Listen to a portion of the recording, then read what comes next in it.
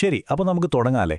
ഇന്ന് നമ്മൾ സംസാരിക്കാൻ പോകുന്നത് അധികമാരും ശ്രദ്ധിക്കാത്ത പക്ഷെ ഭയങ്കര പവർഫുള്ളായ ഒരു ഇൻവെസ്റ്റ്മെന്റ് സ്ട്രാറ്റജിയെക്കുറിച്ചാണ്. അതാണ് ക്യാപിറ്റൽ ഗെയിൻ ഹാർവെസ്റ്റിംഗ്. നിങ്ങളിൽ പലരും ചിലപ്പോൾ ചിന്തിച്ചിട്ടുണ്ടാവും അല്ലേ, നമ്മൾ കഷ്ടപ്പെട്ടുണ്ടാക്കുന്ന പൈസയുടെ ഒരു ഭാഗം എല്ലാ വർഷവും ടാക്സായിട്ട് പോകുന്നു. പക്ഷേ ഇതൊന്ന് സ്മാർട്ടായി മാനേജ് ചെയ്യാനൊരു വഴിയുണ്ടെങ്കിലോ? ഇതെങ്ങനെയാണ് വർക്ക് ചെയ്യുന്നതെന്ന് ശരിക്കും മനസ്സിലാക്കാൻ നമുക്ക് 3 ഇൻവെസ്റ്റേഴ്സിന്റെ കഥ നോക്കാം. ഇതിൽ ആദ്യത്തെ 2 പേരാണ് ചെന്നൈയിൽ നിന്നുള്ള പ്രിയയും ഡൽഹിയിൽ നിന്നുള്ള അർജുനും. ഇവർ 2 പേരും ഒരേപോലത്തെ വളരെ സാധാരണമായ ഒരു വഴിയാണ് ഫോളോ ചെയ്യുന്നത്. നോക്കൂ, ഇതിലാണ് ഏറ്റവും പ്രധാനപ്പെട്ട വ്യത്യാസം കിടക്കുന്നത്. പ്രിയയും അർജുനും ഇൻവെസ്റ്റ് ചെയ്യുന്ന ഫിക്സഡ് ഡെപ്പോസിറ്റുകൾ പോലെയുള്ളവ എല്ലാ വർഷവും നമുക്കൊരു ടാക്സ് ബില്ല് തരും. എന്നാൽ ഗ്രോത്ത് അസറ്റുകളുടെ ഒരു ഗുണമെന്താണെന്ന് വെച്ചാൽ എപ്പോൾ ടാക്സ് അടയ്ക്കണമെന്നുള്ള തീരുമാനം നമ്മുടെ കയ്യിലാണ്. അപ്പോൾ നിങ്ങൾ ചിന്തിക്കുന്നുണ്ടാവും, എങ്ങനെയാണ് ഈ കൺട്രോൾ നമുക്ക് കിട്ടുന്നതെന്ന് അല്ലേ?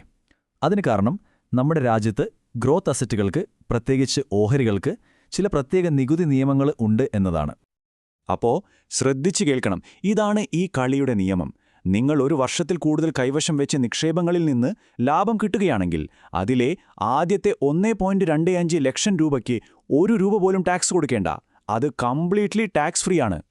ഈയൊരു നിയമമാണ് നമ്മുടെ കഥയിലെ 3ാമത്തെ ആളായ ഹൈദരാബാദുകാരി ഫാത്തിമ വളരെ സ്മാർട്ടായിട്ട് ഉപയോഗിക്കുന്നത്. അവർ ഈ ടാക്സ് ഇളവ് തനിക്ക് അനുകൂലമാക്കുന്നതെങ്ങനെയെന്ന് നോക്കാം.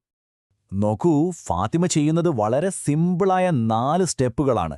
ഓരോ വർഷവും അവർ ഇത് കൃത്യമായി ഫോളോ ചെയ്യും. ഇതിലൂടെ 1 രൂപ പോലും നികുതി കൊടുക്കാതെ തന്റെ ലാഭം അവർ ഫലപ്രദമായി വിളവെടുക്കുന്നു എന്ന് പറയാം. ശരി, കഥയൊക്കെ കൊള്ളാം. പക്ഷേ ഇതുകൊണ്ട് ശരിക്കും എന്തു വ്യത്യാസമാണുണ്ടാകുന്നത്? നമുക്ക് കണക്കുകൾ നോക്കാം. അപ്പോഴാണ് ഇതിന്റെ ശരിക്കുള്ള പവർ മനസ്സിലാവുക. ഇവിടെ നോക്കൂ, ഈ വ്യത്യാസം വളരെ വ്യക്തമാണ്. പ്രിയയും അർജുനും തങ്ങളുടെ വരുമാനത്തിന്റെ ഒരു വലിയ ഭാഗം ടാക്സായിട്ട് കൊടുക്കേണ്ടി വരുമ്പോൾ ഫാത്തിമ താൻ വിളവെടുത്ത ലാഭത്തിന് കൊടുക്കുന്നത് 0 ടാക്സാണ്. അതായത് ഈ ഒരൊറ്റ സ്മാർട്ട് മൂവ് കൊണ്ട് മാത്രം ഫാത്തിമ ഓരോ വർഷവും ലാഭിക്കുന്നത് 15,625 രൂപയാണ്. വെറുതെ ടാക്സായി പോകുമായിരുന്ന പൈസ. നിങ്ങൾക്ക് തോന്നാം ഇതൊരു ചെറിയ തുകയല്ലേ എന്ന്. പക്ഷേ ഒന്ന് ആലോചിച്ചു നോക്കൂ, ഒരു 30 വർഷം ഇത് തുടർന്നാൽ ഈ ചെറിയ ലാഭങ്ങളെല്ലാം കൂടിച്ചേർന്ന് 3,75,000 രൂപയാകും. അത് അവരുടെ സമ്പാദ്യത്തെ എത്രത്തോളം വർദ്ധിപ്പിക്കും? ഇവിടെ നമ്മൾ മനസ്സിലാക്കേണ്ട ഏറ്റവും പ്രധാനപ്പെട്ട കാര്യം ഇതാണ്. ടാക്സ് ലാഭിക്കുന്നതെന്ന് പറഞ്ഞാൽ കൂടുതൽ വരുമാനമുണ്ടാക്കുന്നതിന് തുല്യമാണ്. നിങ്ങളുടെ കയ്യിൽ നിന്ന് പണം നഷ്ടപ്പെടാതെ നോക്കുന്നതും ഒരുതരം വരുമാനം തന്നെയല്ലേ? അപ്പോൾ ഈ സ്ട്രാറ്റജി ശരിക്കും പവർഫുള്ളാണ്. പക്ഷേ ഒരു കാര്യം ഓർക്കണം, ഇത് ചുമ്മാ അങ്ങ് ചെയ്യാൻ പറ്റില്ല. ഇത് ശരിയായിട്ട് ചെയ്യണമെങ്കിൽ നല്ലൊരു പ്ലാനിംഗ് വേണം. നമ്മുടെ ഓരോരുത്തരുടെയും സാമ്പത്തിക ലക്ഷ്യങ്ങൾക്കനുസരിച്ചായിരിക്കണം ഇത് ചെയ്യേണ്ടത്. ഇവിടെയാണ് ഒരു നല്ല ഫിനാൻഷ്യൽ അഡ്വൈസറുടെ സഹായം വേണ്ടിവരുന്നത്. ഏത് അസറ്റിൽ ഇൻവെസ്റ്റ് ചെയ്യണം, എപ്പോൾ വിൽക്കണം, എങ്ങനെ നിങ്ങളുടെ ടാക്സ് ഏറ്റവും കുറയ്ക്കാം എന്നൊക്കെയുള്ള കാര്യങ്ങളിൽ അവർക്ക് നിങ്ങളെ ഗൈഡ് ചെയ്യാൻ പറ്റും. ഈ നിയമങ്ങളിലെ സങ്കീർണതകൾ മനസ്സിലാക്കി ഏറ്റവും നല്ല തീരുമാനമെടുക്കാൻ ഒരു പ്രൊഫഷണൽ സഹായിക്കും.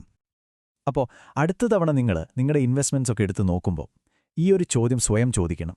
എന്റെ പണം ഏറ്റവും ടാക്സ് എഫിഷ്യൻ്റ് ആയിട്ടാണോ വളരുന്നത്? നിങ്ങളുടെ പോർട്ട്ഫോളിയോയ്ക്കും വേണ്ടേ ഇതുപോലൊരു ടാക്സ് വിളവെടുപ്പ്?